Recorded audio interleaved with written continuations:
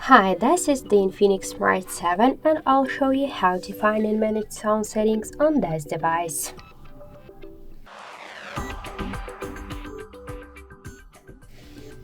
So we should first launch the settings app and after that scroll down to sound and vibration. Here you'll see the on the start mode switcher. You could activate or turn it off with help of the switcher. Just tap on it and tap on it to turn it off or turn it on.